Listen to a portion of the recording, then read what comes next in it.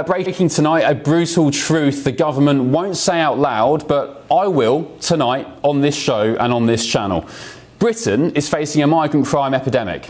I've been watching my country from afar in recent months since I arrived in America, and to say I've been shocked at what's been going on back home is an understatement. So tonight I've decided to reel off as many examples of migrant crime as I can in just a few minutes, that's the most amount of time we've got to be frank, to highlight the sheer volume of the issue. And there are plenty more beyond these examples. And a warning, some of the details in this report may be distressing and viewer discretion is advised, but it is the cold, hard truth we need to face. Let's start with Afghan asylum seeker Shafullah Rasuli. Here he is, found guilty of sexually assaulting two women while working illegally as a food delivery driver in Maidstone. Kuwaiti national Mobarek Al-Maturi, found guilty of sexually assaulting a young girl in a shop and hoarding nearly 4,000 indecent images of children, some as young as 8 years old. Ethiopian national Hadush Kibatu, we all know him by now, found guilty of sexually assaulting a 14-year-old girl and a woman while staying at the Asylum Hotel in Epping. He was mistakenly released from prison, of course, before finally being deported, not before being paid £500 of your money, by the way, to go home. Elsewhere, Somali national Habi Kambadextra, found guilty of stabbing a man to death inside a high street bank after calling a migrant charity and saying he planned to kill 500 people. Let's go on, shall we? Romanian national Ian Pintaru, who pled guilty to wounding with intent to cause grievous bodily harm after stabbing an 11-year-old girl in Leicester Square.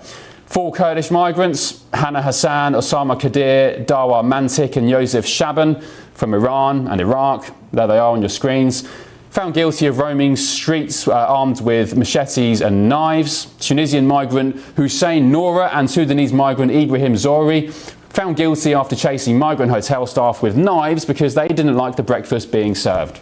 Shall we go on?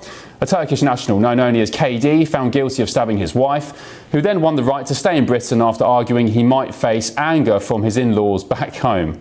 Sudanese migrant Dengchol Majek, found guilty of murdering hotel worker Rhiannon Sky White, stabbing her more than 20 times with a screwdriver.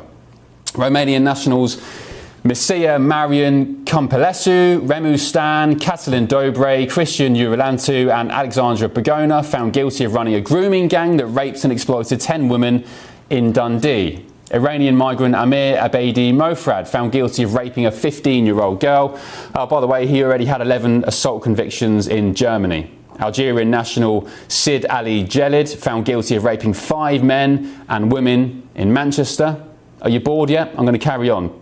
Congolese national Ancient Malaya, found guilty of raping a 15-year-old girl and leaving her pregnant after multiple failed deportation attempts.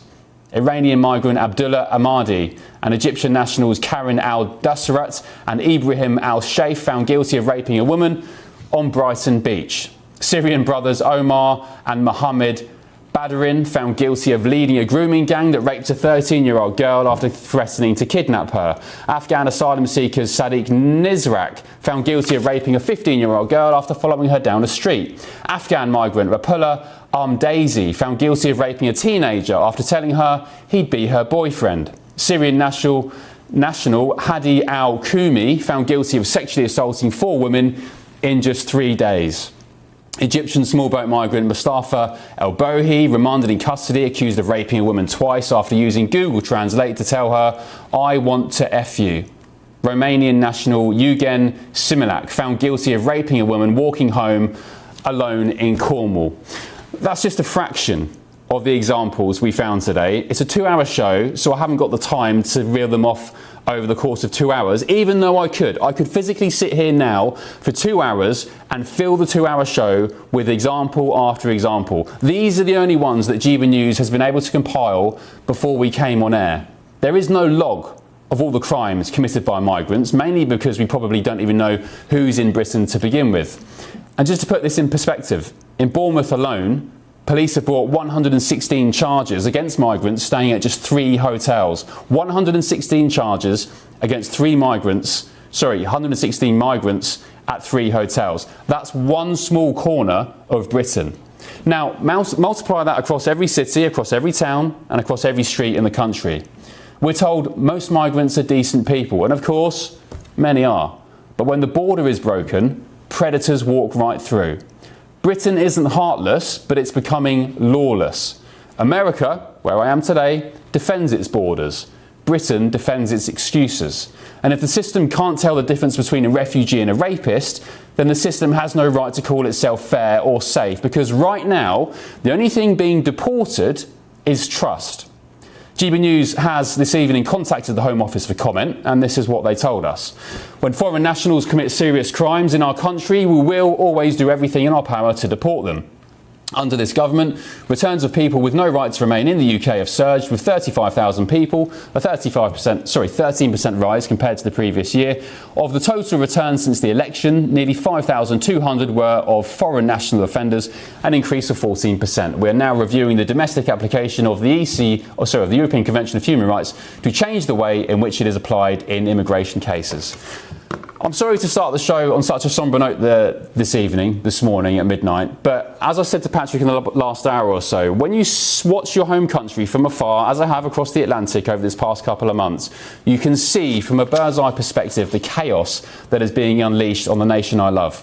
Well, let's get the former Conservative MP Louise Mensch, who's live now in New York this evening. Louise, good evening. Thank you for your company. As I said, I could go on and on and on for 2 hours. I don't want to bore the nation, but I wanted to give a flavour of what's happening back home in our home country as well. You're a fellow dual citizen, Louise. What's your take on what's going on in Britain at the moment? I don't think anybody's going to be bored by that list, Ben. I think they are going to be appalled and really shocked. The fact is, it's not good enough to say most of these asylum seekers are fine. That really isn't good enough. Most people don't commit crimes. You have to look at the crimes that are being committed and say what proportion of those crimes, especially sexual violent crimes against young women, young girls, are being committed by foreign nationals, people that come into the UK illegally and sometimes legally. The current statistics, and we know these are the official statistics, so it's way more than that, admits that nearly 15% of the incarcerated prison population is foreign nationals. And those are the people that have been successfully prosecuted and actually put in prison. Is it really enough for the Labour Party to say we're going to change the way that the European Convention on Human Rights is being applied? Oh, please. That's just flannel. It's just wool. That's just all that is, because it's not up to the Labour Party to describe how it's going to be applied. It's up to activist judges. And right now, in the list there that you gave me, the one that so many stuck out, but the fact that a man literally murdered his wife, and then some judge said, we can't send you back because your wife's parents might be a bit cross with you. You know, I think most people just won't understand the amount of logic that's putting this here. And if you want to push the UK into the so-called far right, you are going the right way about it. Zara Sultana insulted Nigel Farage today by saying, oh, he's a fascist. Just why? Just because the man wants to get rid of the European Convention on Human Rights. In that case, Ben, guess what? You're a fascist to be compared to Hitler. I'm a fascist, apparently. And everybody watching your show is also a fascist. Is that all it takes?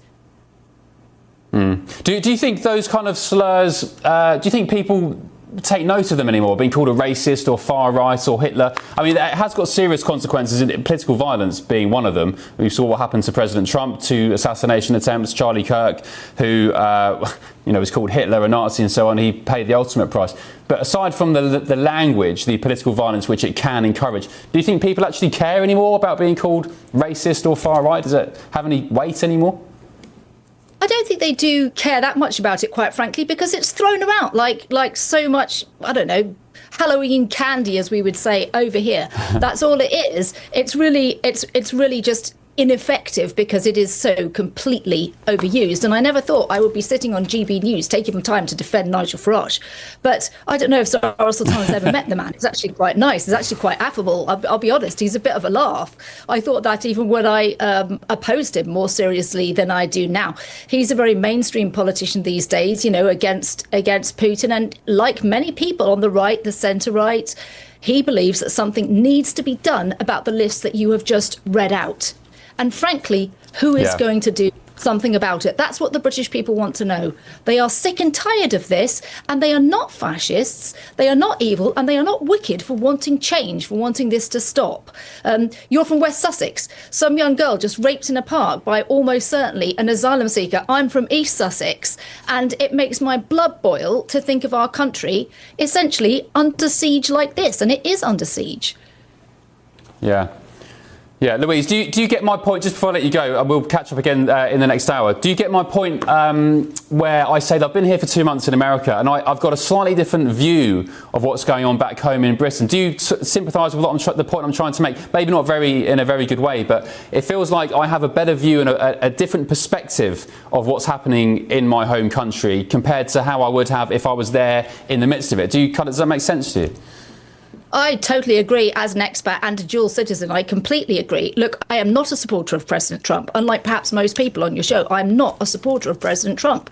And I don't believe that you should be deporting people without any kind of due process. However, I will say that what he has done is effective. And maybe we don't need to be sending people to gulags in El Salvador, but how about getting just a little bit of backbone, a little bit of the British Armed Forces patrolling, for example, the seashore to say, no, you can't come in, and turning them back across the channel? Is that so impossible? It seems that if the political will is there, which Margaret Thatcher had and Donald Trump does definitely have, if the political will is there, you can do something about it. And it is awful sitting here in America watching Britain go down this terrible dark path, because ordinary people are going to get angry. And when the British people, they are slow to anger, when they do get angry, get out of the way, because bad things are going to happen. Yeah, indeed. Louise, thank you very much. I think patrolling your own borders sounds, it's a bit too controversial, I think, for this day and age, Louise. I think we'll put you in the far right bigoted box. Thank you. We'll catch up again in the next hour or so. Thank you. Right, gbnews.com/you'll say Richard of Yorkshire. Good evening, Richard. Thanks for your company. You've said, if I get called a racist, I feel I've obviously hit the nerve of a snowflake woke lefty. Helps me sleep well at night. And Arne, good evening, Arne. You've said, seems like we're allowing an army of young men to take over Britain and feeding housing to them. It's a national disgrace. Freedom Truth, one more. Hi, Ben. How many rapes and stabbings by foreigners will need to happen before Open Border apologisers decide that it might be a good idea to be a bit stricter? Indeed. Thank you.